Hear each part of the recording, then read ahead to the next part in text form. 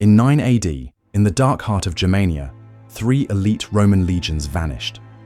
Led by the arrogant governor Publius Quinctilius Varus, Rome stumbled blindly into one of the most disastrous ambushes in military history.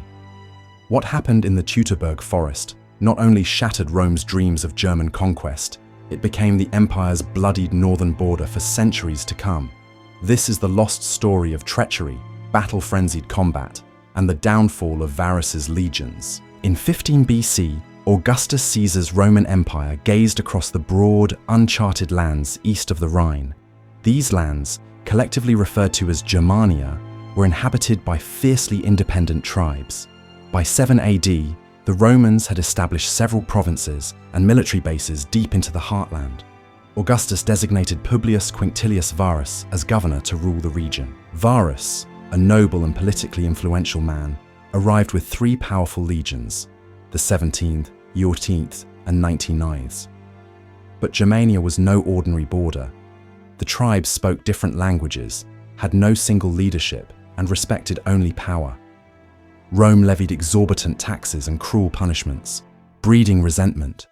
Yet most of the tribal chieftains like Arminius of the Cherusci appeared loyal. A German born under the empire with Romanized upbringing, Arminius was a commander of auxiliaries and, incredibly, a Roman citizen. But beneath his polite manner and Roman gear, Arminius brewed rebellion. While Rome built roads and fortresses, he built coalitions. He knew the forests much better than the Roman knew them, and that he planned to employ to his benefit. By 8 AD, Arminius had the support of a number of tribes, the Brutality, Marsi, and Chatti. Rome, happily unaware of the tempest brewing, relied on Arminius for news. He assured Varus that all was quiet. In truth, he gave warning of a small rebellion in the north, to instruct the legions to march out to suppress it. It was a ruse. Arminius's proposed path traversed the interior of the Teutoburg Forest, a spongy, boggy wasteland entirely unsuited to Roman discipline.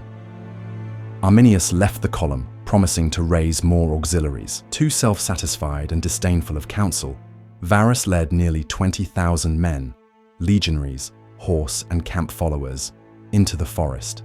He had no idea that the forest was already teeming with enemies. During the early days of September in 9 AD, a violent tempest struck the Teutoburg Forest. Rain and wind soaked the Roman troops, turning roads into mud. As they were attempting to stay in formation, the Germans launched an attack. Javelins rained in from behind trees and ridges. The Romans, stretched out over miles of narrow pathways, couldn't form up into their famous shield wall. Pandemonium erupted. Germanic warriors spilled out of the forest, hacking at exposed cohorts. Panic set in. Carts were overturned in the baggage train. Horses panicked and bolted. Officers tried to rally their troops, but there was disorder. Varus and his officers realized that this was no skirmish. This was a planned ambush. As day turned to night, the slaughter grew worse. Unit cohesion among the Romans broke down with every passing hour. Wet, tired, and unable to build fortified camps in the forest, they fought on, attempting to push through. Arminius simply continued to hit them in waves, withdrawing, then attacking again. Ambush after ambush bled the Romans dry. Survivors tried to fight their way through the trees, but were slowed in their retreat by dense marshes and rocky ridges. Germanic fighters were ruthless. Even Roman camp followers, women, merchants, slaves, were slain or captured. By the 3rd day, the Roman column had dissolved.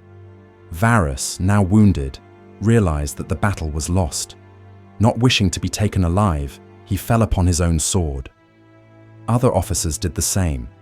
The legions disintegrated. Out of nearly 20,000 men, a few managed to escape. Some were captured into slavery.